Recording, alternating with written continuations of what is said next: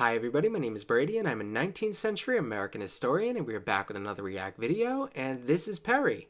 He tends to join me for my videos, but he's been sitting on my lap for the last couple, and you've been asking, where's he at? Here he at. He shows up in my videos sometimes he just wants to be right off camera, and I'm not going to make him show up if he doesn't want to. So in this one, he happens to want to be held, so here he is joining us today. It's very nice. So today we're going to be continuing the American presidential election series by Mr. Beat with the election of 1840, which holds a special place in my heart. It has one of the best bad campaign slogans. And I guess it wasn't bad for the time, but right now I look at it and I think, that's not that great. Tippecanoe and Tyler too. That's it. Because William Henry Harrison was the hero of the Battle of Tippecanoe, and his vice president was John Tyler. That's it. And it sounds like John Tyler is such an afterthought, which now, knowing what we do, knowing that William Henry Harrison is not going to make it very far into his term, and Tyler is actually going to be the president, makes it way more funny. Because Tippecanoe and Tyler too, it turns out you're not getting Tippecanoe, and you're just getting Tyler. He's not an afterthought, he's the main thing you're going to get, which is the fun thing about this election. So I'm excited for this, so let's get started. Let's learn some things. Mr. Beat presents Presidential Elections in American History. The 14th presidential election in American history took place from Friday, October 30th to Wednesday, December 2nd, 1840. Martin Van Buren fought for re-election during a time when the economy was not doing so well. The country was in the middle of a horrible recession, which began as a financial crisis referred to as the Panic of 1837. Andrew Jackson's policies economically, while they appealed to the people, they were not all that great, and a lot of his policies carried over to Martin Van Buren. The interesting thing about Van Buren, even though he loses this election, he's going to come back in future election videos. I'm sure he's going to be featured because he's going to try, unless Mr. Beat deems his impact to be so little that he's not really worth mentioning in this, but he's going to try to get reelected again. He's going to be one of the people who, one of those rare cases where somebody loses election and then tries again later on, which is interesting because right now there's talks about Donald Trump might do that. He's going to be old as dirt, but he might even try in 2024, which so it's an interesting thing to see this. Due to this, President Van Buren was unpopular. But you know who was more unpopular? His vice president, Richard Mentor Johnson. The Democratic Party actually refused to renominate him. In fact, they didn't officially nominate anybody. Although many wanted James Polk or Littleton Tazewell, the Whig Party, meanwhile, was gaining strength and So before he gets too far into the Whigs, I'm going to go back here. Oh, glad we landed on him. James K. Polk. He is known, in the future, he'll be known more as Young Hickory. Andrew Jackson gets the name Old Hickory. So when James K. Polk eventually runs for president, he is going to win. It's very interesting here because Van Buren wanted to run that year. But he's basically told, okay, it's not your time, it's his time. Andrew Jackson basically picks James K. Polk over Van Buren. I think it's amazing. And he's considered one of the most successful presidents ever. Because he comes in with a handful of goals, and he accomplishes all of them, and then just chooses not to run again. Because he did everything he wanted. Polk, you don't gotta like him, but he definitely cracks top 5 presidents if you measure it by delivering on your promises. He might be number 1 if you measure it by delivering on his promises, because he really did. or Littleton Tazewell. The Whig Party, meanwhile, was gaining strength and learned their lesson from the last election, this time uniting behind one candidate for president, William Henry Harrison. Not only was Harrison a well-established politician, but, like Andrew Jackson, he was a bit of a war hero. Harrison's running mate was John Tyler, a former senator from Virginia. Harrison was the first candidate to actively campaign to be president. So he is, and yeah, that's true, and he's going to get into the Tippecanoe and Tyler 2 thing. One of the things that makes him very famous, he's like this real famous Indian fighter. You probably know the name Tecumseh, and his brother was a big deal as well, and William Henry Harrison was caught up in some battles against them, which is really interesting. William Henry Harrison is a huge what if. Getting into office, he doesn't last very long. He lasts about a month. I say 30 days. I don't remember the exact number, but it was about a month, and then he dies. It's very unfortunate. Maybe it was fortunate. Who knows? Maybe he would have been a terrible president. I got good vibes from the guy. Generally good considering the time. Most options you have would look bad by today's standards, but for the time, he actually didn't seem too bad. His supporters came up with a pretty catchy slogan, Tippecanoe and Tyler 2. Get it? Of course you don't. And Well, Tyler basically, too. Tippecanoe referred to Harrison's military victory over the Shawnee Indians on November 7th, 1811 at the Battle of Tippecanoe. Because of this, the Whigs aggressively organized to promote him as a war hero. But the Democrats argued that Harrison was too old to be president. Isn't that funny now? Donald Trump right now is the oldest president ever, and Joe Biden, if he lives through his term, he's going to be even older. And this guy was considered too old. I mean, they were right about their concern, I guess, because he does die very quickly. But at the time, he was the oldest. There are going to be people who pass him, obviously. Because we're still pretty early into the nation's history. But, yeah, there's a little concern there. Many called him, quote, Granny, implying that maybe he was senile. The Whigs fought back by portraying Martin Van Buren as a rich snob out of touch with the people, and Harrison as a man of the common people from the western frontier. In reality, it was Harrison who was richer than Van Buren, but most Americans wouldn't know that by the campaign. The election of 1840 was more about image and less about substance. In fact, the Whigs were just fine if Harrison didn't argue policy or about issues, because the country was pretty divided at the time. Instead, the Whig strategy was to avoid difficult national issues such as slavery and instead focus on how the Van Buren administration ruined the economy. They ran what is called, I think that they called it like it was a log cabin and cider campaign.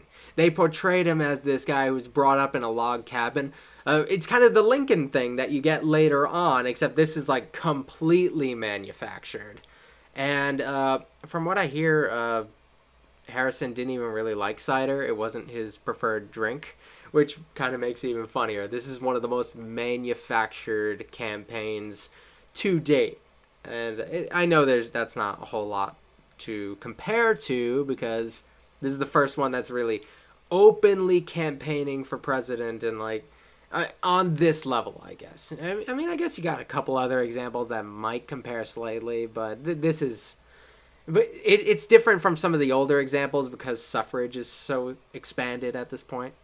Interestingly enough, the Anti-Masonic Party also nominated William Henry Harrison for president, but with Daniel Webster as his running mate instead of Tyler. Also, I didn't know about that third one. Party, the Liberty Party, sprung up in 1840 with its primary goal to end slavery. They ran abolitionist James Birney for president and Thomas Earl as his running mate. And here are the results. Yay! William Henry Harrison won, becoming the 9th president of the United States. He received 234 electoral votes and won 52.9% of the popular vote. That's not bad. It's not bad. 42.4% of all eligible voters voted for him, the highest percentage in American history up to that time. That's actually really impressive. There is something, I've talked about this in the past, but you can't underestimate somebody with a military background. They tend to do rather well. There's a handful of examples of them flopping, but we got so many presidents that really dominated because of their military background. George Washington is one, Andrew Jackson's another. We got William Henry Harrison. We've got Zachary Taylor, who feels like he comes out of nowhere, but because of his military background, he gets there. It's kind of great. Grant. Martin Van Buren finished second, receiving 60 electoral votes, but 46.8% of the popular vote. You tried, buddy. Was so unpopular, he even lost in his home state of New York. James Burney received That's pathetic. 40% of the popular vote, which proved the nation wasn't ready to end slavery yet. The election was special because it was the only one in which electors cast votes for 4 different men who had been or would become president. Van Buren, Harrison, John Tyler, who became the 10th vice president in American history, and future President James Polk. Oops, I forgot to say spoiler alert. 67-year-old Harrison was the oldest president elected in American history up until Ronald Reagan was elected in 1980. After Harrison was sworn in as president, he gave the longest inauguration speech in American history at about 1 hour, 45 minutes, and 8,445 words. Although the weather was cool, he refused to wear a jacket. The common myth is that this caused him to catch a cold, which later turned into pneumonia and caused him to die. Well, he did catch a cold that turned into pneumonia and died, but he didn't catch that cold until more than 3 weeks later. So him not wearing a jacket at his inauguration speech is totally unrelated. Yeah, they thought like him being out there in the rain for that long would have really... I don't know. I guess a combination of that made them associate the story. Yeah. Still, he was old. You know, people die. Stuff happens. President John Tyler is gonna step in, and it's so weird. He's gonna be on his way out in the next video, and we won't even really get to see him sworn in this series, unless he's gonna talk about it in any sort of detail in this next minute. I know he's going to say like John Tyler becomes president, but I don't know if we're gonna be able to go over much of his administration. We'll see. Harrison died on April 4th, 1841, making his 32 days in office the shortest tenure in history. Because Harrison was the first president to die while in office, there was some confusion as to how to carry on next. The Constitution said, quote, "In case of the removal of the president from office or of his death, resignation, or inability to discharge the powers and duties of the said office, the same shall devolve on the vice president," unquote. So what does that mean? Well, John Tyler pretty much interpreted that as, "I'm president now, fool, so what you gonna do, huh?" 82. I'm 80.2, sorry. I'll see you for the next election, buddy.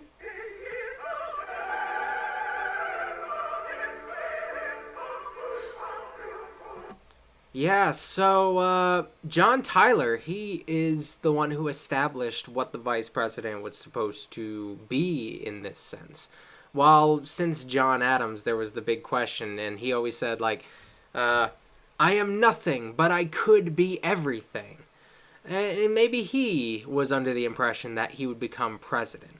What a lot of people thought it would be like it was a fancy name, but it's like, "Hello, Mr. Vice President acting as president," something of that sort. And he would even get, during his presidency, he would even get letters addressed to him with like this long convoluted title instead of Mr. President, and he would like send them back because he felt he was being belittled, which he was.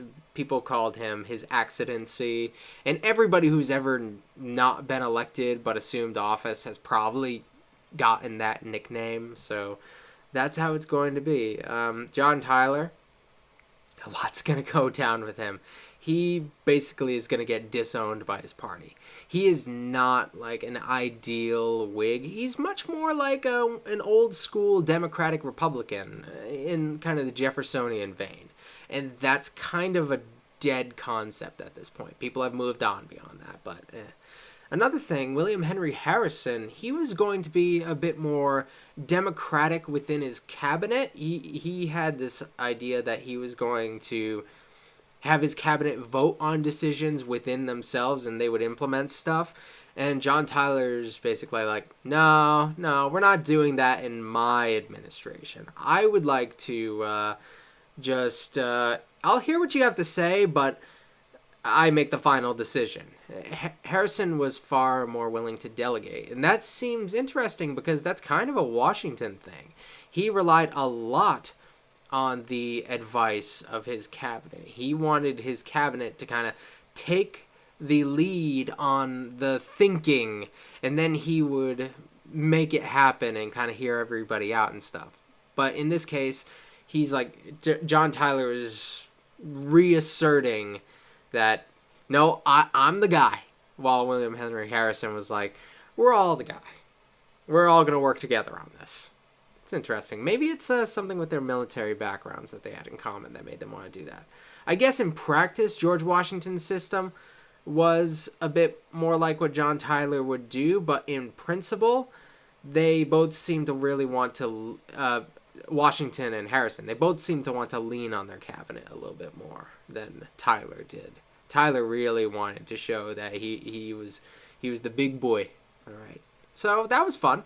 I really like that election. That one's underrated. William Henry Harrison. What if, you know? So I hope you guys liked this video. If you did, leave a like, subscribe. There's going to be a Mr. Beat card thing that will pop up on my screen since this is the end of the video. So if you want to check out his channel, you can click on that. And that's about it. Thank you, and I will see you guys next time. Bye.